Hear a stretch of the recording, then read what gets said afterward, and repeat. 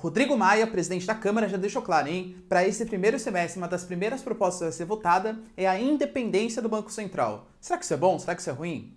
Confere aí no vídeo.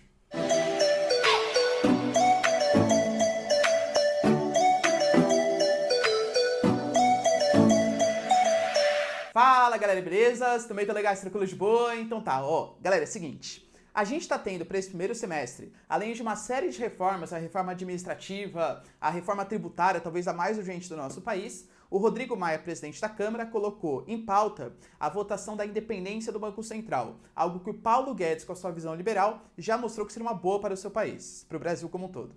Será que é legal? Se vocês querem ter isso e muito mais sobre geografia, geopolítica, atualidades, notícias, enfim, tudo para se manter sempre bem atualizado e entender esse mundão, já se inscreve no canal, deixa seu like e compartilha esse vídeo, que eu conto muito com a ajuda de vocês. Belezinha? Então tá.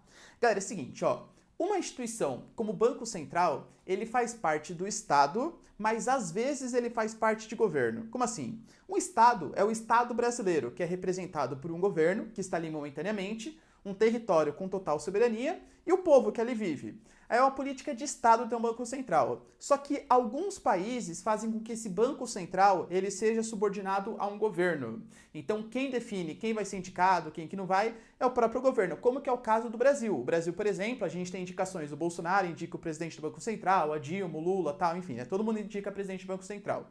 Para que serve o Banco Central? O Banco Central, eu gosto de resumir para vocês, que é como se fosse um gestor, Só que um gestor apenas da vida econômica de um país. Ele fica fazendo regulações, ele fica decidindo quanto de papel moeda que deve liberar, quanto de crédito que deve liberar, ele fica decidindo, por exemplo, qual vai ser a taxa de juros que vai ser empregada no seu país, se o país ele tem que emitir mais moeda para incentivar o consumo, ou ele tem que reduzir para tentar conter a inflação.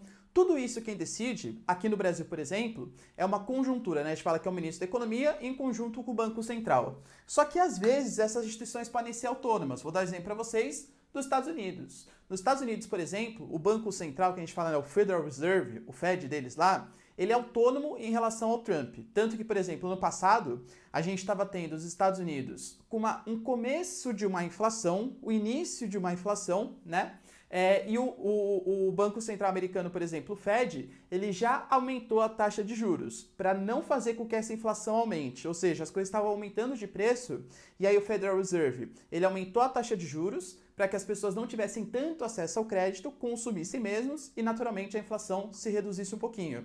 Vocês acham que é uma medida popular para o Trump?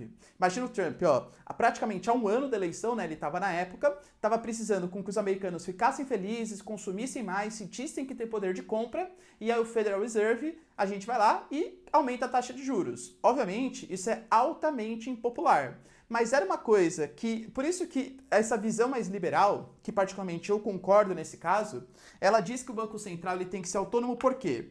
Porque a vida econômica, você deixar a gestão da vida econômica na mão de um governo que tem interesses eleitoreiros, ele vai fazer, por exemplo, vamos pegar no caso do Brasil.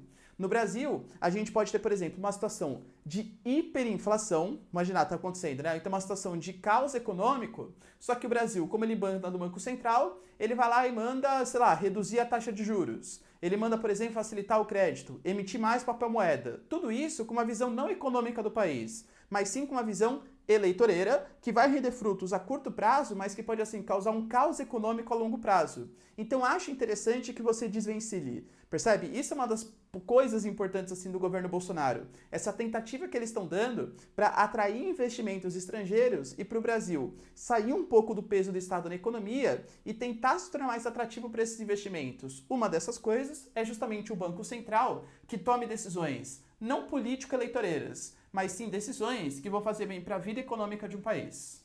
Tudo bem, galera? Deu para entender? Quem é crítico dessas medidas diz que um Banco Central autônomo ele vai pensar somente na parte econômica e não necessariamente na parte social. Por exemplo, mesmo que um país ele esteja beirando a inflação, se você aumenta muito a taxa de juros, isso vai reduzir, por exemplo, o consumo, e isso vai fazer com que as empresas vendam menos, isso pode gerar desemprego, uma série de problemas. Eu, particularmente, não vejo dessa maneira, Não sou totalmente liberal, o cara é libertário e tal, não sou. mas acho que algumas instituições, principalmente financeiras, elas têm que se livrar um pouco do poder do Estado. Então, ponto Bolsonaro, ponto Paulo Guedes. Espero que realmente o Rodrigo Maia consiga colocar em pauta e que o Congresso aprove essa coisa tão importante para a economia brasileira. Belezinha?